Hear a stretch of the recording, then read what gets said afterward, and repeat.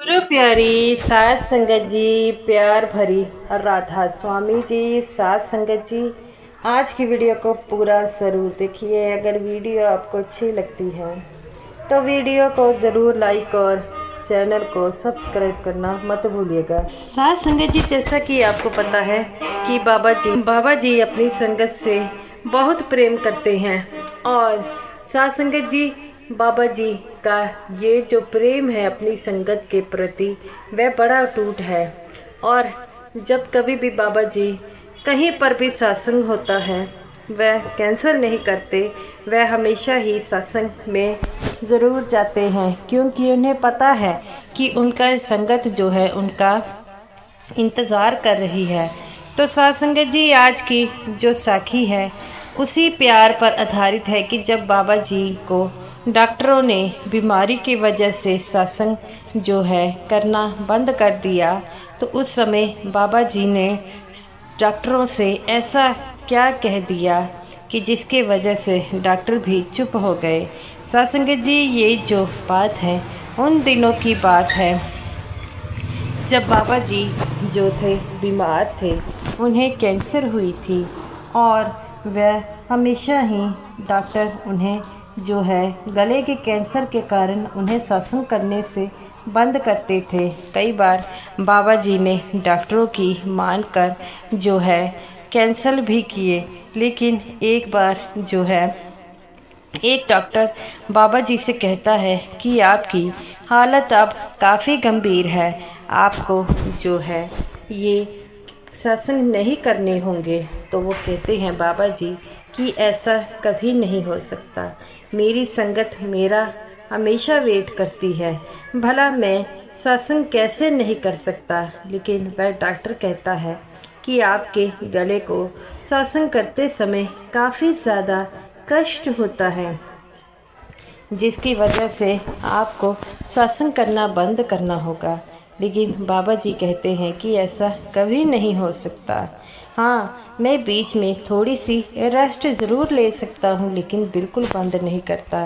सत्संग जी, उस समय बाबा जी ने कुछ दिनों की रेस्ट ली, लेकिन जब बाबा जी दोबारा सत्संग करने आए तो संगत में काफ़ी ज़्यादा उत्साहित थे।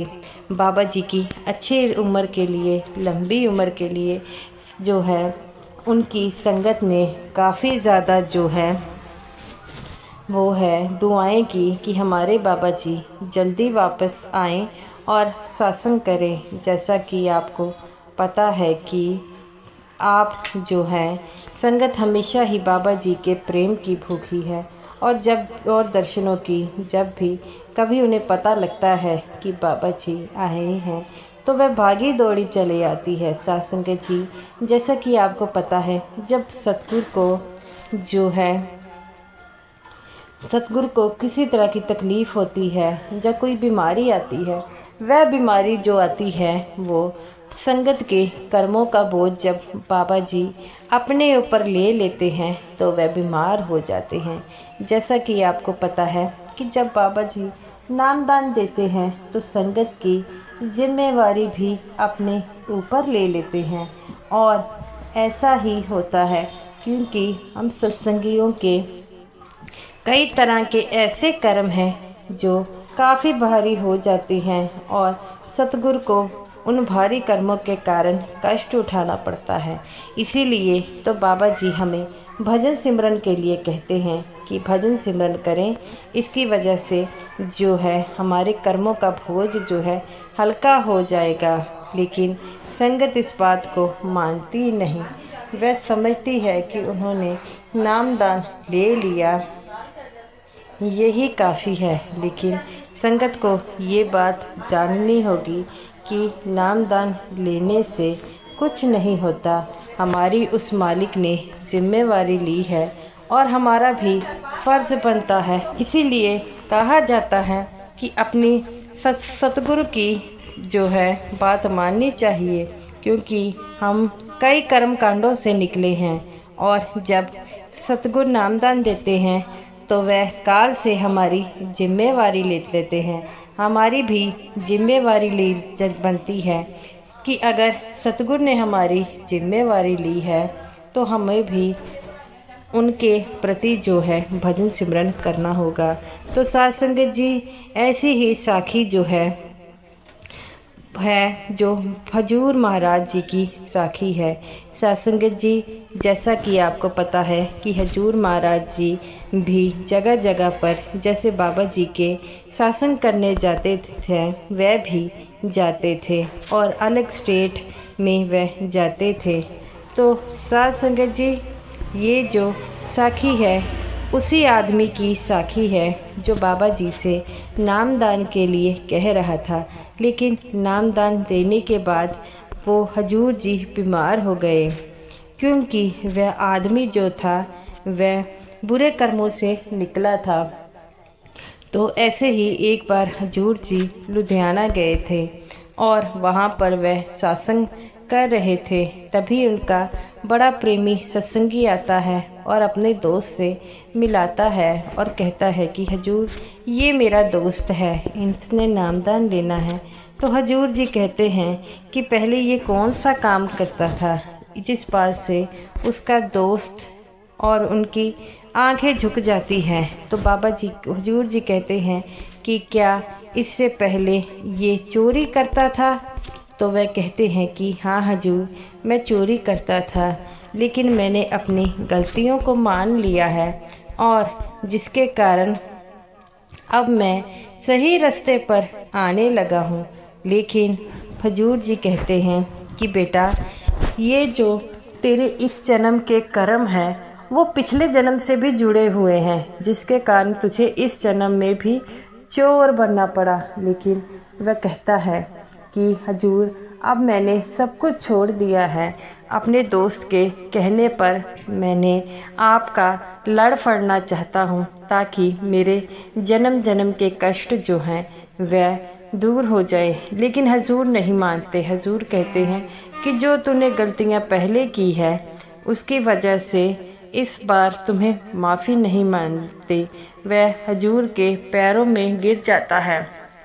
उसका दोस्त भी हजूर जी से ये कहता है कि हजूर, इसने अपनी गलती मान ली है। और आप ही कहते हैं जो अपनी गलती को मान ले उसे जो है माफ़ कर देना चाहिए। क्या आप मेरे दोस्त को माफ़ नहीं करेंगे? हजूर कहते हैं कि बेटा, माफ़ी तो मैं मांग देता हूँ, लेकिन तुम्हारे दोस्तों के कर्म बहुत भारी हैं। तो वो कहता है कि हजूर, आपके रहते हुए किस तरह के इसके कर्म भारी हैं, आप ही बताइए कि इनके कर्मों का बोझ कैसे हल्का हो सके।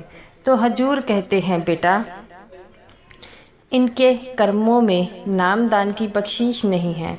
और जैसा कि तुम जानते हैं कि जब कर्मों में नहीं होता तो हमें नामदान नहीं मिलता। तब वह कहता है कि हजूर, आपके रहते हुए कभी ऐसा हो सकता है? आप तो सबके कर्म बदल देते हैं। तब हजूर कहते हैं कि बेटा, मैं भी तुम्हारी तरह आम इंसान हूँ, कोई फरिश्ता नहीं हूँ। मैं जो मुझे वो मालिक हुक्म करता है वही मैं करता हूँ। तब वह दोस्त जो था उसका हाथ जोड़कर खड़ा हो गया और कहता है कि हजूर, मैं अपनी गलती के लिए शर्मिंदा हूँ। आज के बाद मैं कभी ये काम नहीं करूँगा। तब हजूर उसके आगे जो है वह कहते हैं कि ठीक है, तेरी मैं ये बात मान लूँगा, लेकिन मैं नामदान देने के बाद जो है यहाँ से चला जाऊँगा। लेकिन वह दोस्त कहता है कि हजूर, आपका तो एक दिन का और प्रोग्राम है। लेकिन हजूर कहते हैं कि हमें अब ज़रूरी काम आ गया है, इसीलिए हमें यहाँ से जाना पड़ेगा। तो साध संगत जी, हजूर उस आदमी को नामदान देकर वहाँ से चले जाते हैं। और वह दोस्त जो था वह इस बात से बड़ा ही कहता है कि हजूर जी ने ऐसा क्यों कहा, और हजूर जी ने तो ऐसा कहना नहीं चाहिए था। वह तो हमेशा ही सत्संग को कभी भी नहीं छोड़ते। मुझे हजूर का जाकर देखना होगा, लेकिन मैं हजूर का अगर पीछा करूँगा तो हजूर जी को अच्छा नहीं लगेगा। और वह कहता है इस सच्चाई का पता तो लगाना ही पड़ेगा।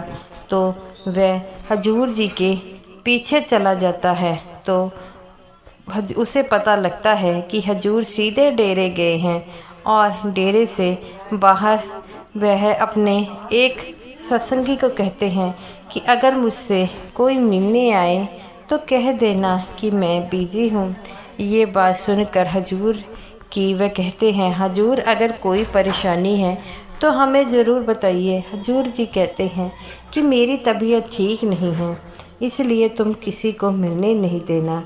तो वह जो सत्संगी था वह मिलने आया, लेकिन उसे कहा गया कि हजूर अभी मिलना नहीं चाहते। जिस बात से वह कहता है कि मैं 2 दिन तक हजूर का यहीं पर वेट करूँगा।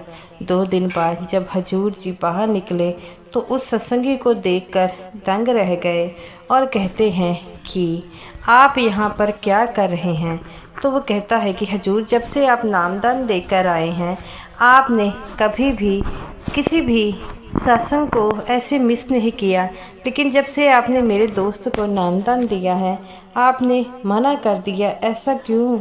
तब हजूर कहते हैं कि तुम्हारे दोस्त के जो कर्म थे वो काफ़ी भारी थे। जब मैंने उसे नामदान दिया तो वह कर्म मुझ पर आ गए, जिसके कारण मेरी तबीयत बिगड़ गई और जिसके कारण मुझे डेरे आने पड़ा। तो वो कहता है कि सतगुरु अगर आपके उसके ऐसे कर्म थे तो आपने उसे नामदान दिया ही क्यों। तो हजूर जी कहते हैं कि तुम जिद कर रहे थे। जब एक सत्संगी सच्चे मन से अपने सतगुरु से कोई मांगता है तो कैसे मना कर सकते हैं। साथ संगत जी यही जो है बाबा जी का है। बाबा जी से भी जब भी कोई सच्चे दिल से कोई चीज़ पूछता है या कुछ मांगता है तो बाबा जी कभी मना नहीं करते। आपने कई साखियाँ देखी होंगी, उसमें यही कहा गया है कि बाबा जी जब भी कोई सच्चे मन से याद करता है तो बाबा जी उससे मिलने ज़रूर आते हैं।